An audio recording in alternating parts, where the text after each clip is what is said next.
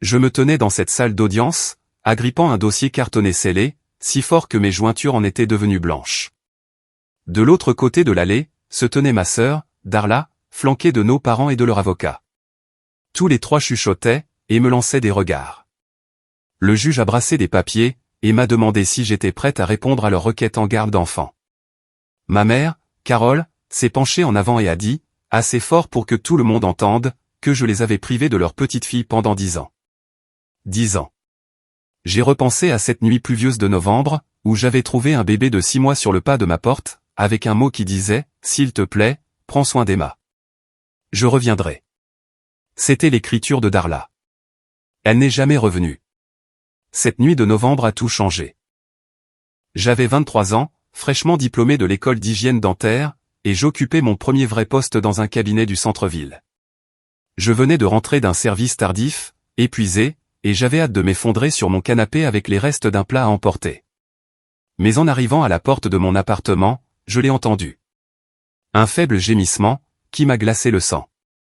J'ai baissé les yeux, et elle était là, un bébé, dans un siège auto, enveloppé dans une couverture rose, son petit visage plissé et prêt à pleurer. À côté du siège auto, il y avait un sac à langer et une enveloppe, avec mon nom griffonné dessus, d'une écriture que je connaissais aussi bien que la mienne. Mes mains tremblaient tandis que je prenais le siège auto, et que je rentrais tout à l'intérieur. Le bébé m'a regardé avec d'immenses yeux gris, les yeux de Darla, et j'ai senti mon monde entier basculer. J'ai déchiré l'enveloppe. Le mot à l'intérieur était bref, presque cruel. S'il te plaît, prends soin d'Emma. Je reviendrai, je le promets. Je suis désolé. Bise, Darla. C'était tout. Aucune explication, aucun numéro de téléphone, aucune indication sur où elle allait, ou quand elle pourrait revenir. J'ai immédiatement appelé le téléphone de Darla. Je suis tombé directement sur un message indiquant que le numéro n'était plus en service. J'ai appelé 15 autres fois, chaque appel se terminant de la même manière. Puis, j'ai appelé nos parents. Ma mère, Carole, a répondu au 5e appel, sa voix déjà acérée d'irritation. J'ai expliqué ce qui s'était passé, les mots sortant dans un flot paniqué. Il y a eu un long silence à l'autre bout du fil. Puis Carole a dit, d'un ton glacial, elle a fait son choix. Maintenant, débrouille-toi avec. J'ai eu l'impression d'avoir reçu une gifle. Maman, de quoi tu parles? Où est Darla? Est-ce qu'elle va bien? Étais-tu au courant? Mon père, Gérald, a pris le téléphone. Sa voix était tout aussi dure. C'est toi la responsable, Béa. C'est ce que fait une famille. On prend soin les uns des autres. Je les ai suppliés. J'ai plaidé. Je leur ai demandé de m'aider à trouver Darla, ou au moins de prendre Emma eux-mêmes, jusqu'à ce que nous puissions comprendre ce qui se passait. Carole a refusé catégoriquement. Nous avons élevé nos enfants, a-t-elle dit. Nous avons fini. D'ailleurs, tu n'as pas d'enfant. Tu as du temps. Tu peux gérer ça. Le bébé s'est mis à pleurer à ce moment-là. Un cri aigu, qui a transpercé mon état de choc. Ma mère l'a entendu à travers le téléphone et a dit, on dirait qu'elle a besoin de toi. Puis elle a raccroché. J'ai passé les 3 semaines suivantes dans un brouillard de désespoir et de confusion. J'ai signalé sa disparition à la police, mais ils m'ont dit que Darla était une adulte qui était partie volontairement. À moins de preuves d'un acte criminel, ils ne pouvaient rien faire. J'ai appelé tous les amis de Darla dont je me souvenais. La plupart n'avaient pas eu de ses nouvelles depuis des mois. Quelques-uns ont dit qu'elle s'était comportée étrangement, qu'elle était distante, mais personne ne savait où elle était allée. J'ai vérifié ses comptes sur les réseaux sociaux. Ils avaient tous été supprimés ou désactivés. J'ai contacté les services sociaux, espérant qu'ils pourraient m'aider. Une assistante sociale fatiguée est venue à mon appartement, a regardé Emma, m'a regardé, et m'a dit que si je ne prenais pas la garde, Emma irait en famille d'accueil. Elle m'a demandé si j'étais prête à être la tutrice d'Emma. J'ai regardé ce tout petit bébé, si impuissant et innocent, et je n'ai pas pu dire non. Je ne pouvais tout simplement pas. Alors, j'ai fait le choix, j'élèverai Emma moi-même. Tout a changé du jour au lendemain. J'ai déménagé dans un appartement plus grand, un 2 pièces au lieu d'un studio.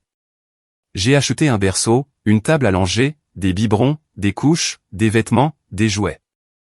J'ai appris à préparer du lait en poudre à 3 heures du matin, à calmer un bébé qui a des coliques, et a fonctionné avec 2 heures de sommeil. Mes collègues du cabinet dentaire se sont mobilisés autour de moi. Le docteur Patricia Wang, ma patronne, m'a laissé amener Emma au travail quand la garderie était fermée.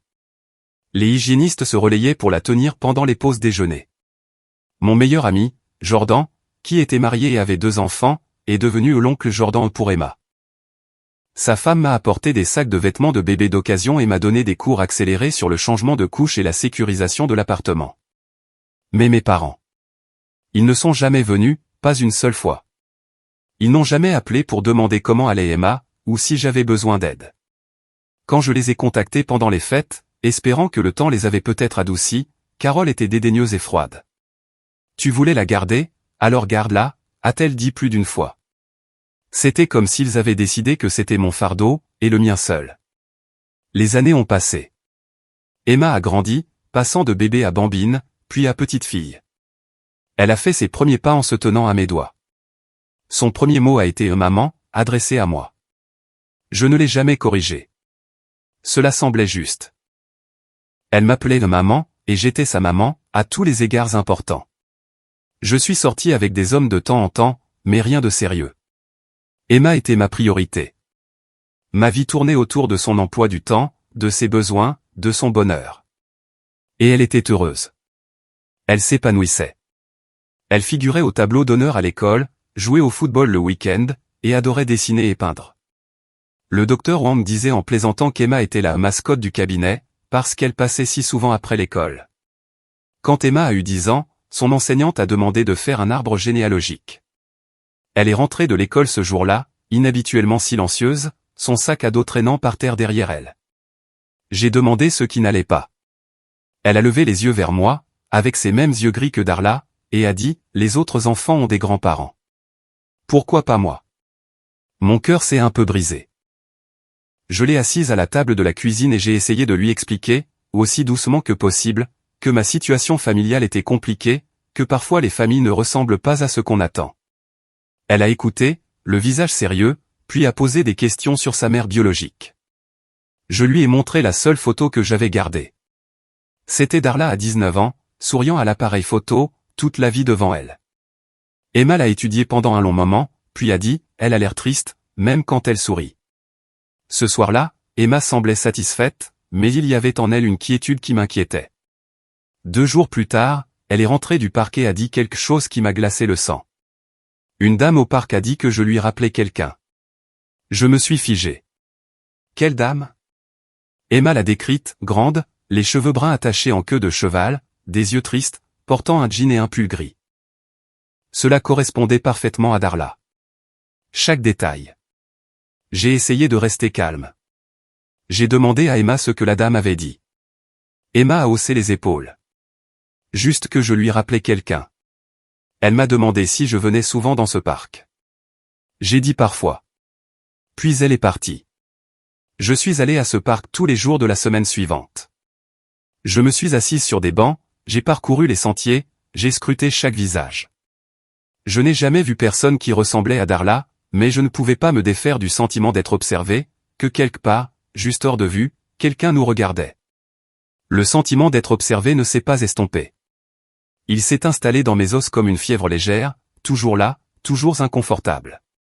Je me surprenais à regarder par-dessus mon épaule à l'épicerie, à vérifier plus souvent mon rétroviseur, à scruter les foules au match de football d'Emma. Mais je n'ai jamais vu Darla. Peut-être avais-je tout imaginé. Peut-être qu'Emma avait parlé à une femme au hasard qui correspondait simplement à la description. La vie a continué. Le 11e anniversaire d'Emma est arrivé, et nous l'avons fêté dans notre appartement.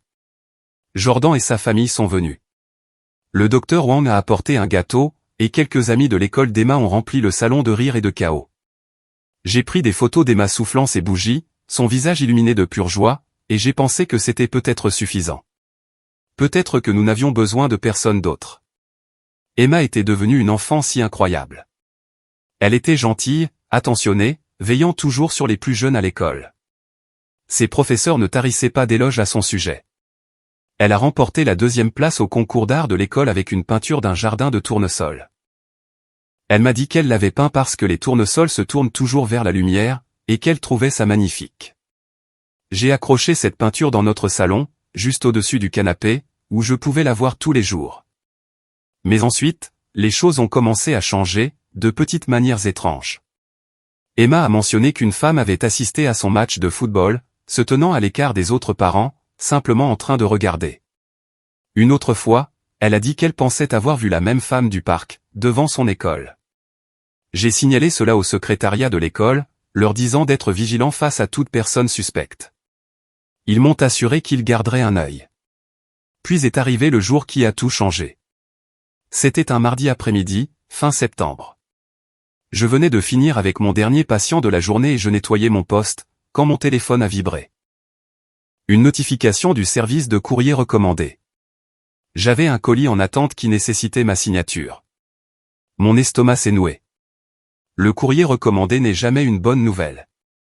Je l'ai récupéré le lendemain matin, avant le travail. L'adresse de l'expéditeur était celle d'un cabinet d'avocats du centre-ville. Je me suis assise dans ma voiture sur le parking de la poste, et je l'ai ouvert avec des mains tremblantes. À l'intérieur, il y avait des documents juridiques. Une requête en garde d'enfant. Ma sœur, Darla, me poursuivait pour obtenir la garde exclusive d'Emma. Mais c'était pire que ça. Bien pire. Mes parents, Carole et Gérald, s'étaient joints à la poursuite en tant que co-demandeurs. Ils revendiquaient les droits des grands-parents, arguant que je les avais empêchés d'avoir une relation avec leur petite fille. J'ai lu les allégations, chacune plus dévastatrice que la précédente. Ils disaient que j'avais volé Emma, que j'avais empêché Darla d'avoir une relation avec sa propre fille, que j'avais aliéné Emma de sa mère biologique et de ses grands-parents. Ils prétendaient que j'étais inapte à l'élever, parce que je travaillais trop, parce que je n'étais pas marié, parce que je n'avais pas de système de soutien stable. Ils disaient qu'ils avaient essayé de me contacter pendant des années, mais que j'avais bloqué toutes leurs tentatives. Chaque mot était un mensonge. Des photographies étaient jointes à la requête. Mes mains sont devenues engourdies en les feuilletant, Darla avec Emma au parc, Darla devant l'école d'Emma, Darla au match de football d'Emma, se tenant en arrière-plan. Photo après photo, horodatée et datée, remontant à des mois. Les légendes m'ont donné la nausée, mère essayant désespérément de renouer avec sa fille volée, grand-mère et grand-père privés d'accès à leur petite fille bien-aimée. Ils nous avaient traqués, documentant tout, construisant un faux récit qui me peignait comme la méchante, et eux comme les victimes. Je suis resté assise sur ce parking et j'ai pleuré, pour la première fois depuis des années. Pas de larmes silencieuses, mais le genre de sanglot qui vient de quelque part de profond et de primal. Comment pouvait-il faire ça? Après tout, après 10 ans de silence et de rejet, il revenait maintenant, pour m'enlever Emma. Je me suis ressaisi assez pour conduire jusqu'au travail, mais le docteur Wang a jeté un coup d'œil à mon visage et m'a renvoyé chez moi. J'ai récupéré Emma tôt à l'école, et au moment où j'ai vu son visage souriant, j'ai ressenti une vague de rage protectrice si forte qu'elle m'a effrayé. Nous sommes rentrés à la maison, et Emma est allée faire ses devoirs. Je me suis assise à la table de la cuisine, fixant ses papiers juridiques, essayant de trouver une solution. Puis, on a sonné à ma porte. J'ai regardé par le Judas, et mon cœur s'est arrêté. Carole et Gérald se tenaient sur mon paillasson, bien habillés, ressemblant à des grands-parents parfaitement normaux. J'ai ouvert la porte, mais j'ai gardé la chaîne de sécurité. « Qu'est-ce que vous voulez ?» Carole a souri, mais son sourire n'atteignait pas ses yeux. « Nous voulons voir notre petite fille. Nous pensons qu'il est temps que nous soyons de nouveau une famille. Vous avez eu 10 ans pour être une famille. Vous avez choisi de ne pas l'être. » Gérald s'est avancé. « Nous ne te demandons pas la permission, Béa. Nous avons des droits légaux. Nous sommes les grands-parents d'Emma. Tu ne peux pas nous l'enlever. Regardez-moi faire. » J'ai fermé la porte et les verrouillé. Mais le mal était déjà fait, car Emma avait tout entendu. Elle se tenait dans le couloir, le visage pâle, les yeux écarquillés de confusion et de peur. Qui étaient ces gens? Je me suis agenouillé devant elle et j'ai pris ses mains. Ce sont mes parents. Ta grand-mère et ton grand-père biologique. Pourquoi ont-ils dit que tu m'empêchais de les voir? Parce qu'ils mentent, ma chérie. Ils n'ont pas voulu te connaître jusqu'à maintenant. Je ne sais pas pourquoi ils font ça, mais je te promets que je trouverai.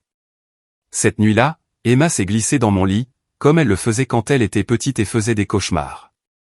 Elle a pressé son visage contre mon épaule et a murmuré, « C'est toi ma maman.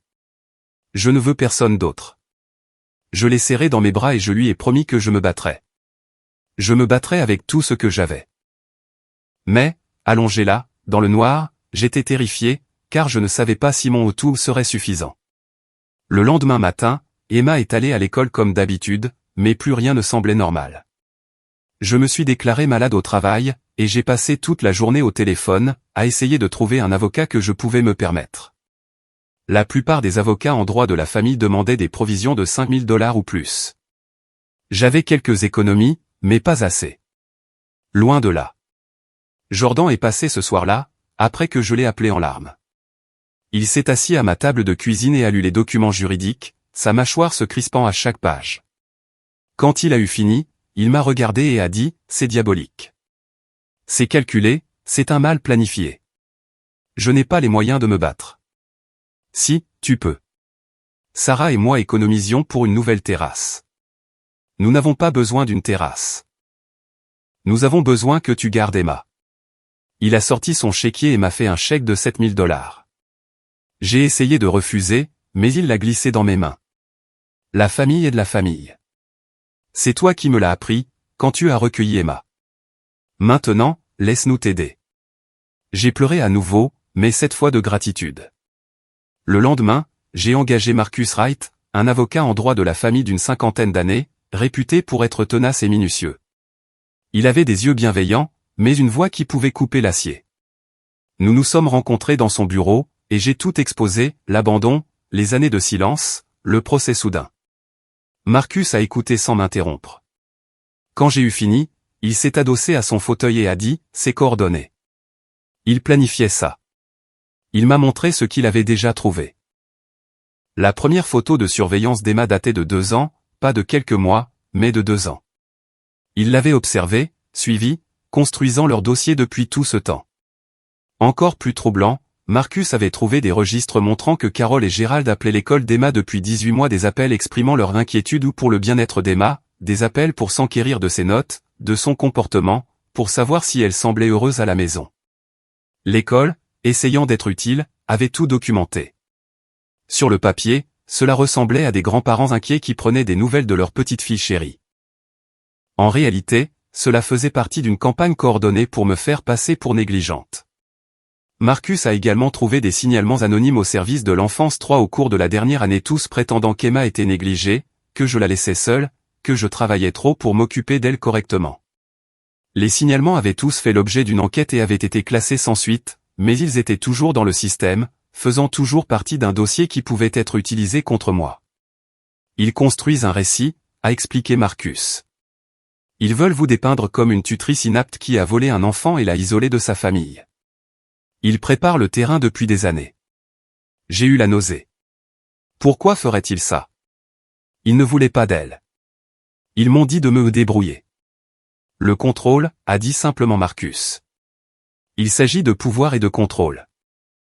J'ai déjà vu des cas comme celui-ci. Des gens qui rejettent un enfant, mais ne supportent pas l'idée que quelqu'un d'autre ait cet enfant. Ou peut-être qu'ils attendent quelque chose d'Emma, des droits de succession, des allocations, qui sait? Mais c'est prémédité. Il m'a demandé si j'avais des preuves, quoi que ce soit qui puisse prouver ma version de l'histoire. J'y ai réfléchi. Je gardais tout, chaque message vocal que j'avais laissé à mes parents et auquel ils n'avaient jamais répondu, chaque carte d'anniversaire que je leur avais envoyée pour Emma et qui était revenue non ouverte, chaque email que j'avais envoyé à Darla au fil des ans, la suppliant de rentrer, ou au moins de me faire savoir qu'elle allait bien. Les yeux de Marcus se sont illuminés. Donnez-moi tout ça. J'ai passé cette nuit à fouiller dans de vieilles boîtes et des classeurs. J'ai retrouvé le mot original que Darla avait laissé. J'ai imprimé des copies de la déclaration de disparition que j'avais faite. J'ai rassemblé toutes les communications que j'avais tentées avec ma famille au cours des 10 dernières années. La preuve de leur rejet était accablante, mais Marcus m'a prévenu, ce ne sera peut-être pas suffisant. Ils prétendront que vous étiez vengeresse, que vous les avez éloignés par votre attitude ou vos exigences. Ils déformeront tout. Puis je me suis souvenu de quelque chose. Quand j'avais emménagé dans mon premier appartement il y a toutes ces années, juste après mes études, ma mère avait vidé l'ancienne chambre de Darla et avait tout jeté dans des sacs poubelles.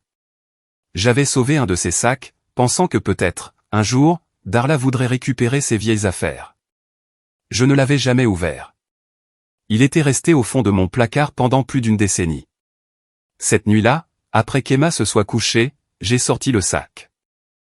À l'intérieur, il y avait des albums de fin d'année, de vieilles photos, quelques vêtements, et, au fond, une boîte à chaussures. Dans la boîte à chaussures, il y avait des lettres, et un journal intime. J'ai d'abord ouvert le journal. Il datait de l'époque où Darla avait 18, 19 ans. Je me sentais coupable de le lire, mais je ne pouvais pas m'arrêter. Page après page, elle y détaillait sa relation avec un certain Troy, le père d'Emma, à quel point elle l'aimait, à quel point elle était effrayée quand elle est tombée enceinte, comment Troy est parti dès qu'elle le lui a dit, et comment notre mère avait explosé de rage. Puis j'ai trouvé les lettres. Elles avaient été échangées entre Darla et Carol, pendant la grossesse de Darla. J'ai immédiatement reconnu l'écriture acérée et colérique de ma mère. Une lettre, datée du 7e mois de grossesse de Darla, a fait trembler mes mains. Tu dois te débarrasser de ce problème. Peu m'importe comment. Adoption, avortement si ce n'est pas trop tard. Je m'en fiche. Mais tu ne ramèneras pas ce bébé dans cette maison. Tu as déjà ruiné ta vie. Ne ruine pas la nôtre aussi. La réponse de Darla, dans son écriture plus désordonnée et plus émotive, « Maman, je ne peux pas. C'est mon bébé. Je l'aime déjà. Je trouverai une solution. Je trouverai un travail. Je trouverai un logement. S'il te plaît, ne me fais pas choisir. » La lettre suivante de Carol était encore plus dure, « Alors tu le feras seul. N'attends pas de ton père ou de moi que nous réparions tes bêtises. Tu as fait ton choix. Maintenant, vis avec. » J'ai trouvé une autre lettre. Celle-ci datait de 2 semaines à peine après la naissance d'Emma. Tu ne peux pas t'occuper d'un bébé. Tu as 19 ans, pas de travail, pas d'argent, pas d'avenir. Mais Béa, elle, le pourra. Béa a toujours été la responsable. Laisse-lui Emma. Elle est assez stupide pour prendre ses responsabilités. Ensuite, tu pourras rentrer à la maison, et nous pourrons tourner la page sur ce cauchemar. Tout était là, la manipulation, la contrainte, le plan pour m'utiliser comme leur solution. Ils avaient tout orchestré. Darla n'avait pas simplement abandonné Emma. Elle avait été forcée de choisir, entre sa fille et le fait d'avoir un soutien ou une famille. J'ai apporté les lettres à Marcus le lendemain matin. Il les a lues 2 fois, et quand il a levé les yeux, son expression était sombre, mais déterminée. « Cela change tout », a-t-il dit. C'est la preuve de la contrainte et de la manipulation. Mais nous devons être stratégiques sur le moment et la manière de les utiliser. L'audience pour la garde était prévue 3 semaines plus tard. Marcus m'a préparé à ce qui allait arriver. Il m'a prévenu que les tribunaux étaient imprévisibles, que les juges statuaient parfois sur la base de l'émotion plutôt que des faits, que je devais être prête à tout. J'ai essayé de préparer Emma sans lui faire peur. Je lui ai expliqué qu'il y aurait une audience au tribunal, que certaines personnes disaient des choses qui n'étaient pas vraies, mais que j'arrangerais ça. Elle m'a regardé avec ses yeux gris et a dit « Je te crois, maman ». La veille de l'audience, quelque chose d'autre s'est produit. Emma est rentrée de l'école, bouleversée. Je lui ai demandé ce qui n'allait pas. Elle m'a dit que Carol et Gérald s'étaient présentés à son école pendant le déjeuner. Ils s'étaient présentés à Emma comme ses vrais grands-parents. Ils lui ont dit que je lui avais menti, que sa vraie maman la voulait de retour, qu'ils allaient devenir une famille. Emma avait couru jusqu'au bureau du directeur, terrifiée et en larmes.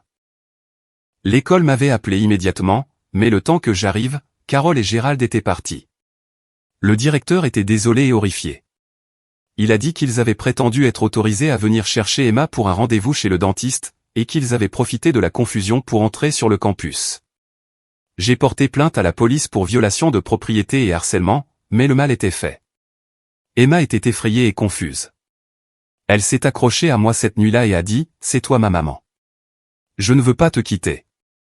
Ne les laisse pas m'emmener. » Je lui ai promis que je ne le ferais pas. Mais alors que je restais éveillé cette nuit-là, fixant le plafond, je me suis demandé si c'était une promesse que je pouvais tenir. Le palais de justice était intimidant tout en pierre grise, avec de hautes colonnes et des couloirs qui résonnaient. Marcus m'a retrouvé à l'extérieur, et nous avons revu le plan une dernière fois.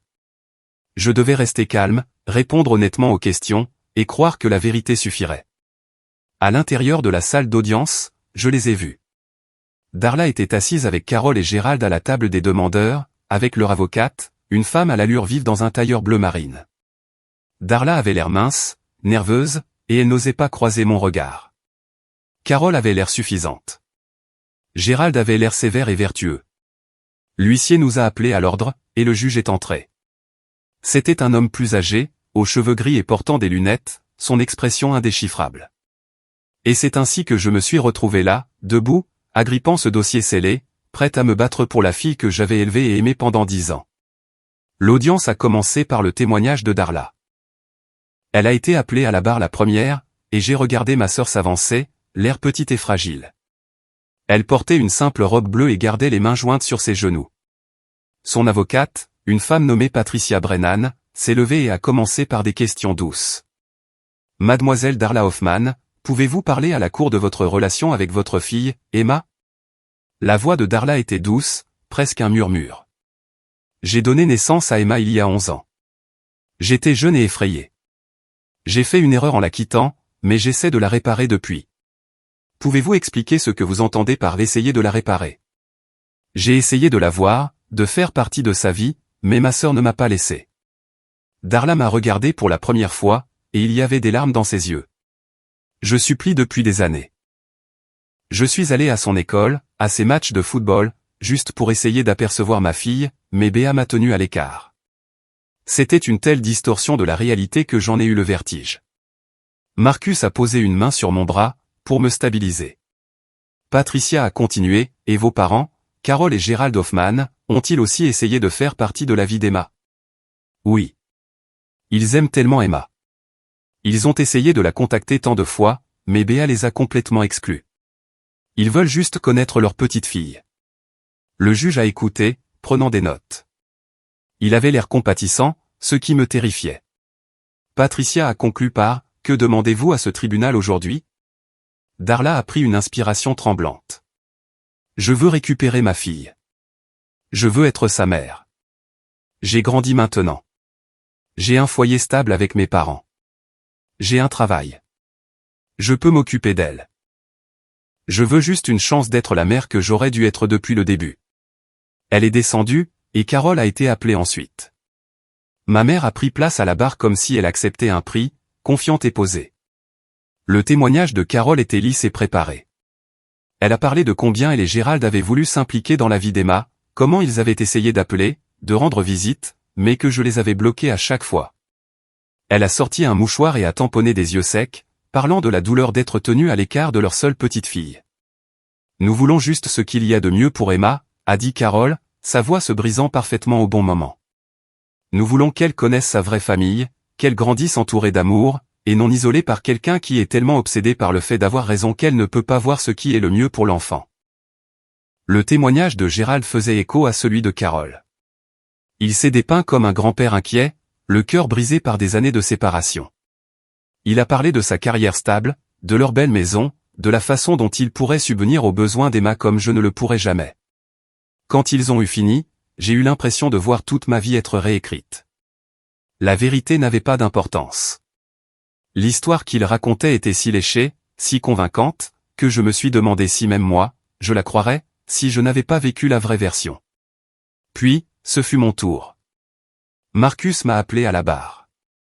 J'ai juré de dire la vérité, et je le pensais de toutes mes fibres. Marcus a commencé par des questions simples, comment Emma était-elle arrivée sous ma garde ? J'ai raconté l'histoire sobrement, l'avoir trouvée sur mon paillasson, le mot, l'appel à mes parents et leur réponse de me débrouiller seul, le signalement de disparition, le choix de l'élever plutôt que de la laisser aller en famille d'accueil. Et au cours des 10 années qui ont suivi, combien de fois vos parents ont-ils rendu visite à Emma ? Jamais.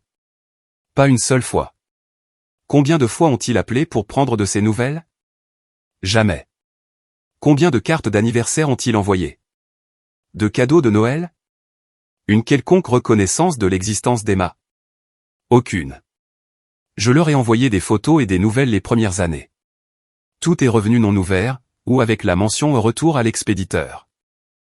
Marcus a présenté les preuves, les lettres retournées, les messages vocaux sans réponse, les emails revenus, le rapport de disparition que j'avais déposé, la documentation des services sociaux montrant que j'avais légalement pris la tutelle pour éviter le placement d'Emma.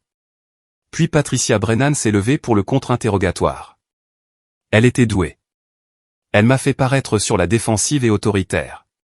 N'est-il pas vrai, mademoiselle Hoffmann, que vous n'avez jamais vraiment voulu que votre famille soit impliquée, parce que vous aimiez avoir Emma pour vous toute seule? Non, ce n'est pas vrai.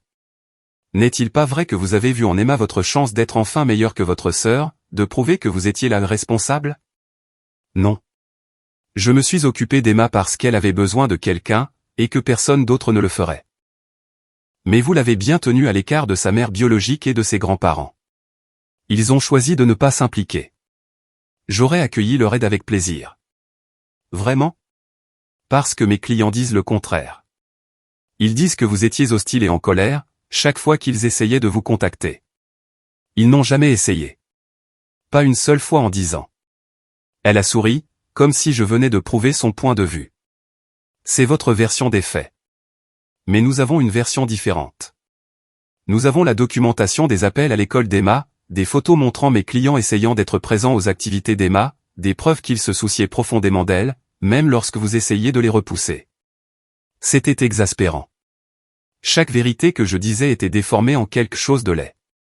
Quand je suis finalement descendu de la barre, je me sentais épuisé et vaincu. Marcus m'a serré l'épaule et a murmuré, « Fais-moi confiance. » Nous n'avons pas encore fini. Le juge a décrété une courte suspension. Dans le couloir, Marcus m'a pris à part. J'ai besoin de savoir si tu es prête pour la suite. Une fois que nous aurons présenté ces lettres, il n'y aura pas de retour en arrière. Ça va devenir moche. Je suis prête, ai-je dit, et je le pensais. Quand nous sommes retournés dans la salle d'audience, Marcus s'est levé et s'est adressé au juge. Votre honneur, nous avons des preuves supplémentaires que nous aimerions soumettre. Des preuves qui contredisent directement le récit présenté par les plaignants. Patricia a objecté. Votre honneur, nous n'avons pas été informés de preuves supplémentaires. Nous les avons obtenues lors de notre préparation, a dit Marcus calmement. Elles sont directement pertinentes pour la question de l'aptitude et de l'intention. Le juge a réfléchi, puis a hoché la tête. J'autorise. Procédez. C'est à ce moment-là que je me suis levé et que je me suis dirigé vers le banc du juge, avec le dossier scellé dans mes mains. Mon cœur battait si fort que je pensais que tout le monde dans la salle pouvait l'entendre. Le juge a pris le dossier et l'a ouvert. À l'intérieur se trouvaient des copies des lettres entre Carole et Darla, celle où Carole avait fait pression sur Darla pour qu'elle abandonne Emma, où elle avait dit à Darla de laisser le bébé avec moi, parce que j'étais assez stupide pour prendre mes responsabilités, celle qui prouvait que tout cela avait été orchestré. Le juge a lu lentement, son expression se durcissant à chaque page. Quand il a levé les yeux, son regard s'est posé directement sur Carole et Gérald. Carole avait pâli. Gérald avait l'air de vouloir s'enfuir. La voix du juge était mesurée, mais froide. Savent-ils seulement ce que vous avez? J'ai hoché la tête. Il a regardé Carole et Gérald. Saviez-vous que votre fille avait gardé ces lettres? Gérald a essayé de parler. C'était des communications privées. Elles sont sorties de leur contexte. Hors contexte? Le juge a brandi une des lettres. C'est votre écriture, Madame Hoffmann. Dans cette lettre, datée de 3 semaines après la naissance d'Emma, vous dites explicitement à votre fille d'abandonner son bébé avec sa sœur et de rentrer à la maison. Vous qualifiez l'enfant de fardeau et d'erreur. Vous dites, et je cite, Béa est assez stupide pour prendre ses responsabilités. En quoi est-ce exactement hors contexte? Carole s'est levée. Ces lettres sont anciennes. J'étais contrarié. Je ne pensais pas ces choses. Mais vous les avez écrites. Et, selon la chronologie, vous les avez écrites juste avant qu'Emma n'apparaisse sur le paillasson de votre autre fille. N'est-ce pas exact? Silence. Le juge s'est tourné vers Darla. Mademoiselle Hoffmann, j'ai besoin que vous répondiez à une question honnêtement. Vos parents vous ont-ils fait pression pour que vous abandonniez votre fille? Darla a regardé Carole, puis moi, puis ses mains. Quand elle a parlé, sa voix était à peine audible. Oui. La salle d'audience est devenue complètement silencieuse. Le juge s'est penché en avant. J'ai besoin que vous parliez plus fort et que vous soyez très clair.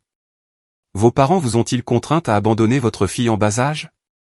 Le visage de Darla s'est décomposé. Des larmes ont commencé à couler sur ses joues. Oui. Ils ont dit que si je la gardais, j'étais seul. J'avais 19 ans. Je n'avais pas de travail, pas d'argent, nulle part où aller. Maman a dit que Béa s'occuperait d'elle, que c'était la seule solution. Je ne voulais pas quitter Emma. Je l'aimais. Mais je ne savais pas quoi faire d'autre. Le juge a rappelé à l'ordre alors que la salle d'audience éclatait en chuchotements. Carole a essayé d'intervenir, mais il a levé la main. Madame Hoffman, vous aurez l'occasion de parler. Pour l'instant, j'ai besoin d'entendre votre fille. Il s'est retourné vers Darla. Mademoiselle Hoffman, j'ai besoin que vous me racontiez exactement ce qui s'est passé. Commencez par le moment où vous avez découvert que vous étiez enceinte. Darla a essuyé ses yeux avec des mains tremblantes. Sa voix était rauque. J'ai découvert que j'étais enceinte à 18 ans. Le père, 3, il est parti dès que je le lui ai dit. J'avais peur, mais je voulais garder le bébé. Je l'ai dit à mes parents, et ma mère. Elle a regardé Carole avec un mélange de douleur et de colère. Ma mère a dit que je ruinais ma vie, que je ruinais aussi la leur. Elle voulait que j'avorte, mais j'étais déjà trop avancé. Ensuite, elle voulait que je donne le bébé à l'adoption. Mais vous ne le vouliez pas, non. C'était mon bébé.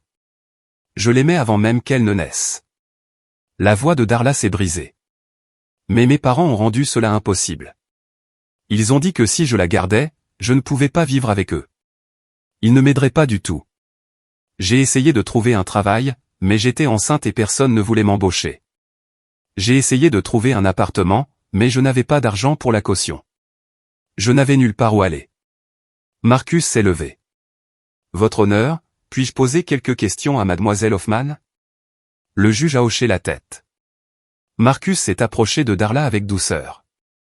Après la naissance d'Emma, vos parents vous ont-ils posé un ultimatum? Oui. Darla pleurait ouvertement maintenant. Maman a dit que je pouvais rentrer à la maison, mais seulement si je laissais Emma derrière. Elle a dit que Béa s'occuperait d'elle, que Béa était responsable et capable, que c'était la meilleure option. Vouliez-vous quitter Emma? Non. Jamais. Mais j'étais si fatigué, si effrayé et si seul. J'avais dormi dans ma voiture pendant 3 jours après notre sortie de l'hôpital. Emma pleurait tout le temps parce que je ne pouvais pas me permettre assez de lait en poudre. Je ne savais pas quoi faire. Maman a dit que si je laissais juste Emma avec Béa pendant un petit moment, je pourrais me remettre sur pied et ensuite trouver une solution. Elle a fait en sorte que ça paraisse temporaire. Mais ce n'était pas temporaire. Non. Dès que je suis rentré à la maison sans Emma, tout a changé. Maman et papa ont agi comme si Emma n'existait pas. Quand j'essayais de parler de retourner la chercher, maman devenait furieuse. Elle disait que j'avais fait mon choix et que je devais passer à autre chose. Elle disait que si j'essayais de contacter Béa ou Emma, elle me mettrait à nouveau à la porte. Marcus a laissé cela en suspens. Donc, vos parents vous ont empêché d'avoir des contacts avec votre fille? Oui, pendant des années. Chaque fois que j'en parlais, il y avait une énorme dispute. Papa menaçait de me couper les vivres. Maman disait que j'étais égoïste et ingrate. J'étais tellement déprimé que je pouvais à peine fonctionner. J'ai finalement commencé à voir une thérapeute il y a environ 5 ans, et elle m'a aidé à réaliser à quel point tout était faux. Mais à ce moment-là, je ne savais pas comment réparer ça. J'étais terrifié que Béa me déteste, qu'Emma ne veuille pas me connaître, que j'ai tout détruit. Le juge est intervenu. Mademoiselle Hoffman, si vous vouliez voir votre fille, pourquoi n'avez-vous pas simplement quitté la maison de vos parents et contacté votre sœur directement? Darla a baissé les yeux. J'ai essayé une fois, il y a environ 6 ans. Je suis monté dans ma voiture et j'ai conduit jusqu'à l'appartement de Béa. Je suis resté assise dehors pendant 2 heures, essayant de trouver le courage de frapper à la porte. Puis ma mère a appelé. Elle savait, d'une manière ou d'une autre, où j'étais. Elle a dit que si j'allais jusqu'au bout, je le regretterais, que je ruinerais à nouveau la vie d'Emma, que Béa avait construit une vie stable pour Emma et que je ne ferais que la gâcher. Elle a dit que la chose la plus gentille que je pouvais faire était de rester à l'écart. Et vous l'avez cru. Je ne savais pas quoi croire d'autre. Ma mère a passé toute ma vie à me dire que je n'étais pas assez bien, que je faisais de mauvais choix, qu'on ne pouvait pas me faire confiance. Au bout d'un moment, on commence à le croire. Darla m'a regardé, et la douleur dans ses yeux était réelle. Je me suis convaincu qu'Emma était mieux sans moi, que Béa était une meilleure mère que je ne le serais jamais. Et elle l'était. Elle l'est. Je vois à quel point Emma est heureuse et en bonne santé, et je sais que c'est grâce à Béa. Patricia Brennan s'est levée, essayant de sauver l'affaire. Votre honneur, ce témoignage soutient en fait notre position. Mademoiselle Darla Hoffman a été victime des circonstances et du traitement sévère de ses parents. Maintenant, elle est prête à être mère. Elle a le soutien de nos clients. Emma mérite de connaître sa mère biologique. Marcus s'est retourné contre elle. Avec tout le respect que je vous dois, maître, ce témoignage montre que vos clients ont manipulé leur fille pour qu'elle abandonne son enfant, puis l'ont empêché d'avoir le moindre contact pendant une décennie, et maintenant, soudainement, ils veulent la garde. Il ne s'agit pas de ce qui est le mieux pour Emma. Il s'agit de contrôle. Le juge a de nouveau levé la main. Prenons un peu de recul. Mademoiselle Darla Hoffman, j'ai besoin de vous demander directement, qu'espérez-vous obtenir de cette audience de garde? Darla a hésité. Elle a regardé Carole, qui la fixait avec une intensité qui frisait la menace. Puis Darla m'a regardé. Quelque chose a changé dans son expression, une sorte de résolution que je n'avais pas vue auparavant. Je ne sais plus, a-t-elle dit doucement.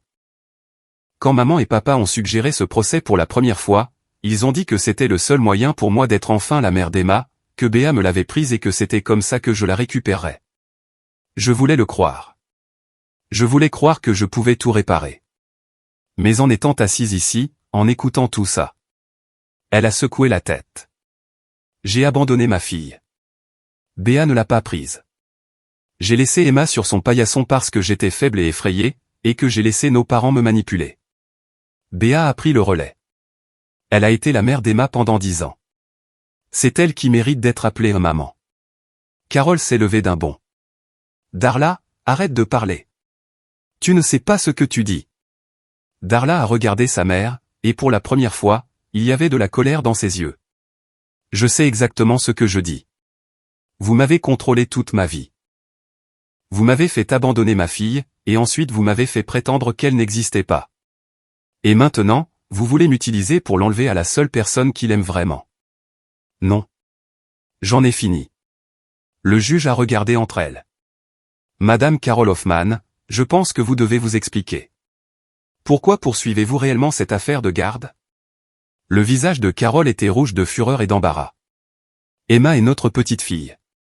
Nous avons des droits. Béa l'a tenue à l'écart de nous, l'empoisonnant contre sa propre famille. C'est manifestement faux, d'après les preuves que j'ai vues. Votre autre fille a tenté à plusieurs reprises de vous inclure dans la vie d'Emma, et vous avez rejeté chaque tentative. Vous avez retourné des lettres non ouvertes. Vous avez refusé de lui rendre visite. Pendant 10 ans, vous avez agi comme si Emma n'existait pas. Alors, je vous le demande à nouveau, pourquoi maintenant? Gérald s'est éclairci la gorge. Il avait l'air mal à l'aise, mais déterminé. Emma fait partie de la famille. Elle mérite de grandir dans un foyer convenable, avec 2 parents et un environnement stable. Béa est une femme seule qui travaille de longues heures. Elle ne peut pas lui offrir le genre de vie que nous pouvons lui offrir. Marcus est intervenu. Votre honneur, si je peux me permettre, j'aimerais soumettre une dernière preuve. Le juge avait l'air fatigué, mais il a hoché la tête. Allez-y, Marcus a sorti un document.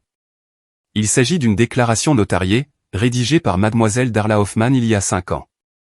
Elle l'a donnée à sa thérapeute, avec pour instruction de la garder sous scellé, à moins qu'il n'y ait un jour un litige de garde concernant Emma.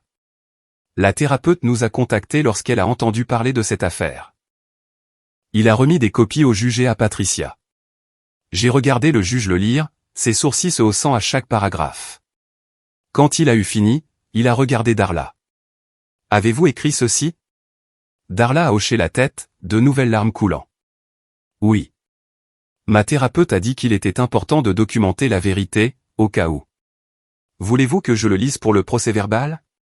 Darla a jeté un coup d'œil à Carole et Gérald, puis a de nouveau hoché la tête. Oui.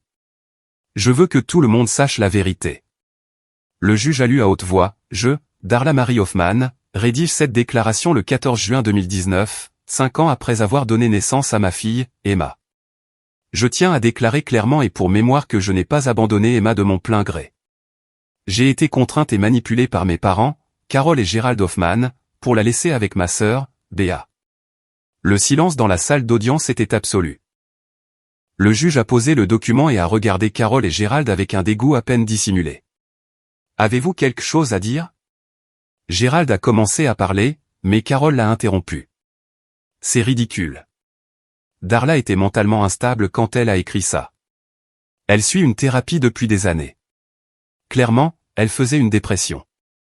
Elle l'a fait notarier, a dit le juge sèchement. Cela requiert lucidité et intention. Et franchement, tout ce qui est dans cette déclaration correspond aux autres preuves que j'ai vues. Vous avez contraint votre fille à abandonner son enfant. Vous avez coupé le contact.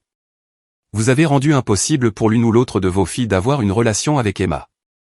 Et maintenant, 10 ans plus tard, vous essayez d'obtenir la garde. Je vous le demande une dernière fois, pourquoi? Carole a ouvert la bouche, puis l'a refermée. Elle n'avait pas de bonne réponse, parce qu'il n'y avait pas de bonne réponse. La vérité était mise à nu, et elle était laide. Le juge a décrété une autre suspension. Dans le couloir, Marcus m'a prise à part. Nous sommes en train de gagner, a-t-il dit. Mais nous devons nous préparer à ce qu'ils nous jettent tout ce qu'ils ont à la figure quand nous rentrerons. Ils sont acculés, et les gens acculés sont dangereux. J'ai hoché la tête, mais je regardais Darla par la fenêtre de la salle d'audience. Elle était assise seule à la table des demandeurs, tandis que Carole et Gérald se serraient avec Patricia dans un coin, ayant ce qui ressemblait à une discussion très animée. Jordan est apparu avec du café et un sandwich, qu'il a insisté pour que je mange, même si mon estomac était noué. Tu t'en sors très bien, a-t-il dit. Emma va être si fière de toi. Emma. Je l'avais laissée avec la femme de Jordan, Sarah, pour la journée, ne voulant pas qu'elle voie tout ça. Mais je savais qu'elle devrait un jour savoir ce qui s'était passé ici. La pensée de devoir tout lui expliquer me donnait envie de pleurer. Quand nous sommes retournés dans la salle d'audience, Patricia avait l'air sombre. Elle a appelé un dernier témoin, un psychologue pour enfants nommé Dr Raymond Peters, qui avait apparemment été engagé par Carole et Gérald pour évaluer la situation. Je n'étais au courant de rien. Le docteur Peters a témoigné que les enfants ont besoin de stabilité et que perturber le placement actuel d'Emma pourrait être préjudiciable. Puis il a dit, cependant, les enfants bénéficient également de la connaissance de leur famille biologique. Emma a été privée d'une relation avec sa mère et ses grands-parents pendant toute sa vie. C'est une perte importante qui peut avoir des effets psychologiques à long terme. Marcus l'a contre-interrogé. Docteur Peters, avez-vous déjà rencontré Emma? Non, mais j'ai examiné les dossiers de l'affaire. Et donc, vous donnez un avis sur un enfant que vous n'avez jamais rencontré, dans une situation familiale dont vous n'avez entendu qu'une seule version? Je parle de manière générale, de ce que montrent les recherches. Les recherches montrent aussi que les enfants se développent mieux avec des personnes qui s'occupent d'eux de manière constante et aimante. Êtes-vous d'accord? Oui, mais... Et Emma a eu cela avec mademoiselle Bea Hoffman pendant 10 ans. Elle réussit sur les plans scolaires et social. Elle est bien équilibrée. Donc, votre préoccupation est purement théorique? Le docteur Peters avait l'air mal à l'aise. Eh bien, oui, mais la théorie est basée sur des preuves. Merci. Pas d'autres questions. Puis ce fut mon tour de présenter mon dossier dans son intégralité. Marcus a appelé des témoins de moralité. Le docteur Wang a témoigné de la mère dévouée que j'avais été, amenant Emma au travail si nécessaire, la faisant toujours passer en premier. Jordan a témoigné de la façon dont Emma m'appelait la maman, de sa joie et de sa bonne santé, de la façon dont notre famille choisie l'avait entourée d'amour. L'enseignante d'Emma, Madame Brennan, a témoigné qu'Emma était l'une de ses meilleures élèves, bien élevée et gentille, et qu'elle n'avait jamais montré aucun signe de négligence ou de malheur. Puis Marcus a appelé le pédiatre d'Emma, le docteur Lisa Monroe. Elle a apporté le dossier médical complet d'Emma. Emma n'a jamais manqué un examen de contrôle, a témoigné le docteur Monroe. Elle est à jour de tous ses vaccins. Elle est en bonne santé, bien nourrie et manifestement bien soignée. Pendant toutes mes années en tant que son médecin, je n'ai jamais eu la moindre inquiétude concernant sa vie familiale. Patricia a essayé de trouver des failles. Mais n'est-il pas vrai que mademoiselle Bea Hoffman travaille à plein temps? Que Emma est souvent en garderie après l'école? De nombreux parents qui travaillent ont recours à la garderie après l'école, a répondu le docteur Monroe d'un ton égal. Cela n'indique pas de la négligence. Emma est supervisée, participe à des activités, et s'épanouit. Finalement, Marcus m'a rappelé à la barre. Mademoiselle Hoffman, Pourquoi avez-vous recueilli Emma il y a 10 ans? Parce qu'elle avait besoin de quelqu'un, et que personne d'autre ne le ferait. C'était un bébé innocent qui méritait de l'amour et des soins. Je ne pouvais pas la laisser entrer dans le système. Est-ce que ça a été difficile? Bien sûr. Élever un enfant seul est la chose la plus difficile que j'ai jamais faite. Mais c'est aussi la meilleure chose. Emma est la lumière de ma vie. Elle est intelligente, gentille, drôle et créative. Je suis si fier de ce qu'elle devient. Si le tribunal accorde la garde au plaignant, qu'est-ce que cela signifierait pour Emma? J'ai pris une profonde inspiration. Cela la détruirait. Elle a été avec moi toute sa vie. Je suis la seule mère qu'elle ait jamais connue. L'arracher au seul foyer qu'elle ait jamais eu, à son école, à ses amis, à sa vie, et la donner à des gens qui ne voulaient pas d'elle jusqu'à présent. Ce n'est pas ce qu'il y a de mieux pour Emma. C'est ce qui est pratique pour eux. Que voulez-vous que le tribunal fasse? Me laisser continuer à élever ma fille. Laissez Emma rester là où elle est heureuse et en sécurité. Et si Darla veut vraiment faire partie de la vie d'Emma, alors trouvons un moyen de le faire, d'une manière qui ne traumatise pas Emma. Mais cette prise de garde par mes parents. Il ne s'agit pas d'amour. Il s'agit de contrôle. Et Emma mérite mieux que ça. Quand je suis descendu de la barre, je me sentais vidé. J'avais tout donné. Le juge a pris un long moment, regardant toutes les preuves étalées devant lui. Puis il a dit, je vais rendre ma décision maintenant, plutôt que de la mettre en délibéré. J'en ai assez vu. Mon cœur s'est arrêté. Premièrement, je veux aborder la requête des grands-parents. Monsieur et Madame Hoffman, votre demande de garde ou même de droit de visite est rejetée. Les preuves montrent clairement que non seulement vous n'avez pas réussi à établir une relation avec Emma, mais que vous avez activement empêché votre fille d'en avoir une. Vous avez manipulé la situation, abandonné votre petite fille, et vous tentez maintenant d'utiliser le système judiciaire pour exercer un contrôle. C'est inacceptable. Par conséquent, je rejette votre requête en garde d'enfant. La garde légale d'Emma restera confiée à Mademoiselle Béa Hoffman, qui s'est avérée être un parent dévoué et capable. J'ai failli m'effondrer de soulagement. Marcus m'a saisi le bras, pour me stabiliser. Mais, a ajouté le juge, je vais recommander une thérapie familiale. Si Mademoiselle Béa Hoffman y consent, et si Emma y consent, je crois qu'il pourrait être bénéfique de vous introduire progressivement dans la vie d'Emma, non pas comme une mère de remplacement, mais comme une tante, un membre de la famille, quelqu'un qui peut avoir une relation avec elle.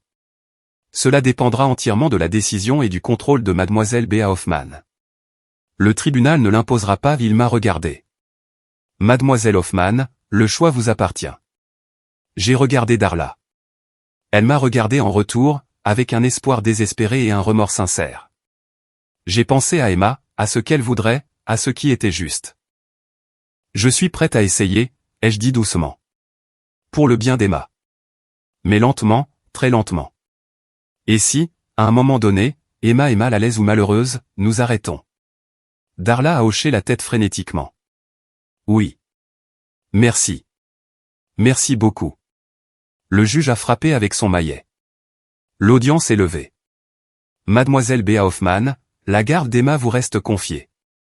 Monsieur et Madame Carole et Gérald Hoffman, vous êtes condamnés à payer tous les frais de justice engagés par la défense. Il vous est également ordonné de rester à l'écart d'Emma et de Mademoiselle Béa Hoffman, sauf invitation explicite. Cette décision est définitive. C'était fini. Le couloir à l'extérieur de la salle d'audience était un chaos. Patricia a essayé de faire partir Carole et Gérald rapidement, mais des journalistes avaient, d'une manière ou d'une autre, eu vent de l'affaire et posaient des questions. J'ai entendu des phrases comme « grands-parents manipulent leurs filles » et « escroquerie à la garde exposée alors que nous nous frayions un chemin ». Marcus m'a protégé, me conduisant dans une salle de conférence privée. Une fois à l'intérieur, j'ai finalement craqué. Toute la peur, le stress et l'anxiété des dernières semaines ont jailli. Marcus m'a tendu des mouchoirs et a attendu patiemment que je puisse respirer à nouveau. « Tu l'as fait ?» a-t-il dit. « Emma reste avec toi. Ils ne peuvent pas la toucher. C'est vraiment fini ? C'est vraiment fini. Et ils doivent payer tes frais de justice, ce qui signifie que Jordan récupère l'argent de sa terrasse. » J'ai ri à travers mes larmes. Puis j'ai appelé Jordan et je lui ai dit. J'entendais Sarah applaudir en arrière-plan. Il ramenait Emma à la maison. Avant de quitter le palais de justice, Darla m'a trouvé dans le couloir.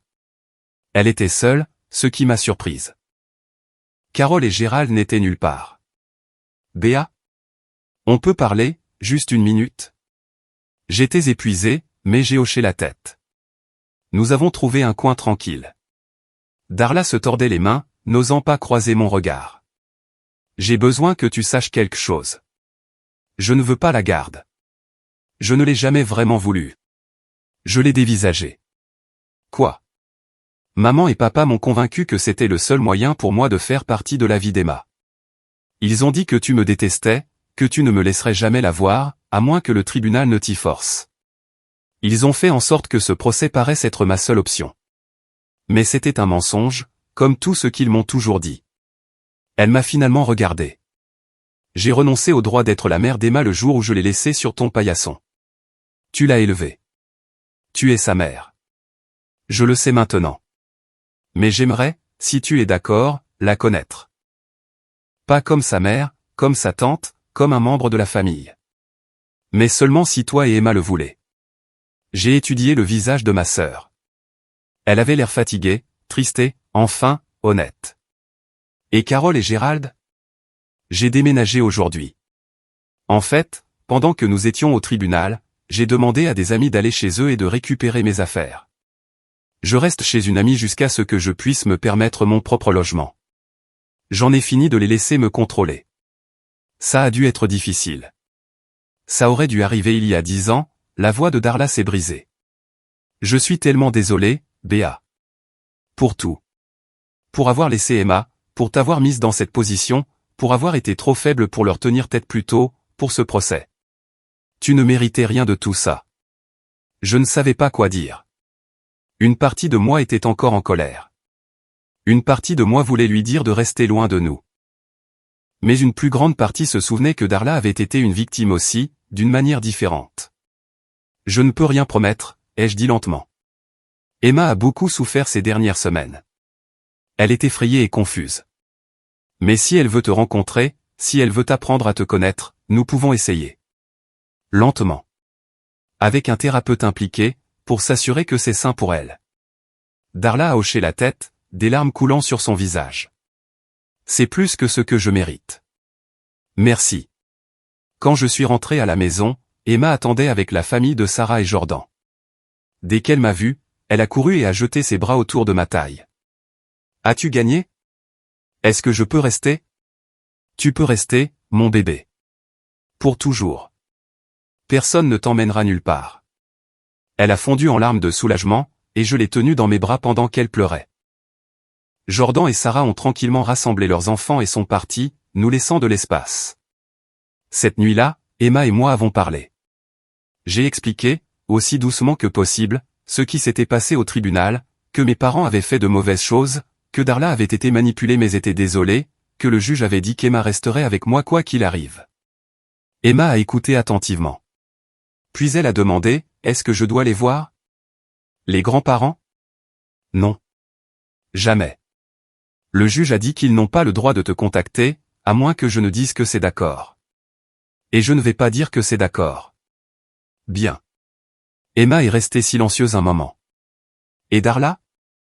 Ma mère biologique? Ça dépend de toi. Si tu veux la rencontrer un jour, on peut arranger ça. Si tu ne le veux pas, c'est bien aussi. Il n'y a aucune pression. Emma y a réfléchi. Peut-être un jour. Mais pas encore. J'ai besoin de temps. C'est juste. Prends tout le temps dont tu as besoin. Maman, Emma m'a regardé avec ses yeux gris. C'est toi ma vraie maman. Tu le sais, n'est-ce pas? C'est toi qui t'es occupé de moi, qui m'a aimé et qui m'a fait me sentir en sécurité. C'est ce que fait une maman. Je l'ai serré fort dans mes bras. Et tu es ma vraie fille. La biologie n'a pas d'importance. L'amour, si. Les semaines qui ont suivi le procès ont été un processus de guérison. Emma est allée en thérapie pour digérer tout ce qu'elle avait appris. Je l'ai rejointe pour quelques séances, et nous avons travaillé sur ses sentiments à l'égard de Darla, de l'abandon, de la famille. Le thérapeute a dit qu'Emma était remarquablement résiliente, mais que nous devrions continuer à faire le point régulièrement. 3 mois après le procès, Emma a dit qu'elle pensait être prête à rencontrer Darla. Nous avons organisé une rencontre dans un lieu neutre, un parc avec une aire de jeu. Darla est venue seule, nerveuse et pleine d'espoir. Je suis resté à proximité, mais je leur ai laissé de l'espace. J'ai regardé Darla se présenter, tandis qu'Emma la regardait avec une curiosité prudente. Elles se sont assises sur un banc et ont parlé pendant peut-être 20 minutes. Je ne pouvais pas entendre ce qu'elle disait, mais j'ai vu Emma sourire une fois, ce que j'ai pris comme un bon signe. Ensuite, Emma est revenue vers moi et m'a pris la main. Elle a l'air gentille, a-t-elle dit. Je peux l'appeler tante Darla si je veux. Elle m'a apporté ça. Emma m'a montré un petit carnet de croquis et un jeu de crayons de couleur. Elle a dit qu'elle avait entendu dire que j'aimais l'art. C'était attentionné. On peut refaire ça un de ces jours? Genre, le mois prochain peut-être? Si tu le veux, oui. Au cours des 6 mois suivants, Emma et Darla se sont vues une fois par mois, toujours sous surveillance, toujours brièvement, toujours selon les termes d'Emma. Darla n'a jamais insisté. Elle n'a jamais essayé d'être autre chose que ce dont Emma avait besoin qu'elle soit. Elle a raconté à Emma des histoires de leur enfance, à Darla et moi. Elle a apporté de petits cadeaux attentionnés. Elle a posé des questions sur la vie d'Emma et a écouté attentivement les réponses. Au premier match de football d'Emma après le procès, j'ai été surprise de voir Darla, debout, à l'écart des autres parents, en train de regarder. Elle a croisé mon regard et m'a fait un signe de la main hésitant. J'ai répondu de même. Après le match, Emma a couru vers elle et a dit « Tu as vu ? J'ai marqué un but. » Le visage de Darla s'est illuminé. J'ai vu. C'était incroyable. Emma a rayonné, puis est retournée vers ses coéquipières. C'était un si petit moment, mais il semblait significatif. Un soir, environ 8 mois après le procès, Emma faisait ses devoirs à la table de la cuisine quand elle a dit « Maman, je crois que je suis contente d'apprendre à connaître tante Darla. Elle est triste pour beaucoup de choses, mais elle essaie d'aller mieux. » C'est courageux, non? Très courageux. Tu penses qu'elle arrêtera un jour d'être triste? Je pense que la guérison prend du temps, mais t'avoir dans sa vie l'aide probablement. Emma a hoché la tête sérieusement. Je ne peux pas réparer ce qui lui est arrivé, mais je peux être gentille avec elle. C'est peut-être suffisant. La sagesse des enfants ne cessait de m'étonner. Quant à Carole et Gérald, je n'ai plus jamais eu de leurs nouvelles. Selon Darla, ils avaient déménagé en Floride peu après le procès, trop embarrassés pour rester en ville après que le journal local eut publié un article sur l'affaire. Une partie de moi était contente qu'ils soient partis. Une plus grande partie de moi était triste qu'ils ne sauraient jamais quelle personne incroyable Emma devenait. 1 an après le procès, l'école d'Emma a eu un autre projet d'arbre généalogique. Cette fois, Emma l'a dessiné avec confiance. Au centre, il y avait moi, avec la légende maman. Des branches partaient vers Jordan, Sarah et leurs enfants, avec la légende famille de l'oncle Jordan. Le docteur Wang était là en tant que tante Patricia, et sur le côté, relié par une branche douce, se trouvait Darla, avec la légende tante Darla. Au bas de la page, Emma avait écrit de sa main soignée, « La famille, ce sont les gens qui choisissent de vous aimer. » J'ai accroché cet arbre généalogique sur le réfrigérateur, où je pouvais le voir tous les jours. Les leçons que j'ai apprises à travers tout cela m'ont changé. J'ai appris que la famille n'est pas une question de biologie ou d'obligation. C'est une question de présence. C'est choisir l'amour chaque jour, même quand c'est difficile, même quand personne ne regarde, même quand on a peur et qu'on est incertain. C'est une question de sacrifice, de constance, et de faire passer les besoins de quelqu'un d'autre avant les siens. J'ai appris que la justice n'est pas toujours rapide, mais qu'elle est possible. Que la vérité a une façon de sortir, même quand les gens essaient de l'enterrer. Que se battre pour ce qui est juste vaut la peine, même quand les chances semblent impossibles. J'ai appris que les gens peuvent changer. Darla apprenait à être courageuse, à se libérer d'années de manipulation, à tracer sa propre voie. Elle ne serait jamais la mère d'Emma au sens traditionnel, mais elle devenait quelque chose de précieux à part entière, une présence imparfaite mais sincère dans la vie d'Emma. Plus important encore, j'ai appris que les liens que nous choisissons sont souvent plus forts que ceux avec lesquels nous naissons. Emma m'a choisi comme sa maman, et je l'ai choisie comme ma fille. Ce choix, fait et refait chaque jour à travers 1000 petites actions, était plus puissant que n'importe quel lien de sang ne pourrait jamais l'être. 2 ans après le procès, Emma a eu 13 ans. Nous avons célébré avec une petite fête à notre appartement. La famille de Jordan est venue. Le docteur Wang a apporté un gâteau. Quelques amis de l'école d'Emma ont rempli le salon de rire. Et Darla est venue aussi, apportant un cadeau et ne restant qu'une heure avant de partir discrètement, respectant les limites tout en étant présente. Cette nuit-là, après que tout le monde soit parti et qu'Emma se préparait à aller au lit, elle est venue s'asseoir à côté de moi sur le canapé. « Merci de t'être battu pour moi », a-t-elle dit. « Je sais que ce procès a été difficile, mais tu n'as pas abandonné. Je n'abandonnerai jamais pour toi. Tu es ma fille, mon monde entier. » Elle m'a serré fort dans ses bras. « Je t'aime, maman. Je t'aime aussi, mon bébé. Toujours. » En éteignant les lumières cette nuit-là, j'ai pensé à cette jeune fille effrayée de 23 ans qui avait trouvé un bébé sur son paillasson. J'ai pensé à quel point j'avais été terrifié, si peu préparé, si certaine que je gâcherais tout. J'ai pensé à toutes les nuits blanches, aux difficultés financières, à l'inquiétude constante. Mais j'ai aussi pensé au premier pas d'Emma, à son premier jour d'école, à son rire, à ses câlins, à la façon dont elle m'appelait la maman, comme si c'était la chose la plus naturelle au monde. Je ne changerai pas un seul instant. Parce que la vérité, c'est qu'Emma m'a sauvé, tout autant que je l'ai sauvée. Elle a donné un but et un sens à ma vie. Elle m'a appris ce que signifie vraiment l'amour inconditionnel. Elle m'a montré que j'étais plus forte et plus courageuse que je ne l'avais jamais cru. Et c'est ça, en fin de compte, ce qu'est vraiment une famille. Pas qui partage votre ADN, mais qui partage votre vie. Pas qui vous êtes obligé d'aimer, mais qui vous choisissez d'aimer, encore et encore, à travers chaque défi et chaque joie. Emma était ma fille. J'étais sa mère. Et rien ni un procès, ni la manipulation, ni les liens du sang ou leur absence ne pourraient jamais changer cette vérité. Nous avions bâti quelque chose de beau à partir de l'abandon et de la douleur. Nous avions créé une famille à partir de rien d'autre que le choix et l'amour.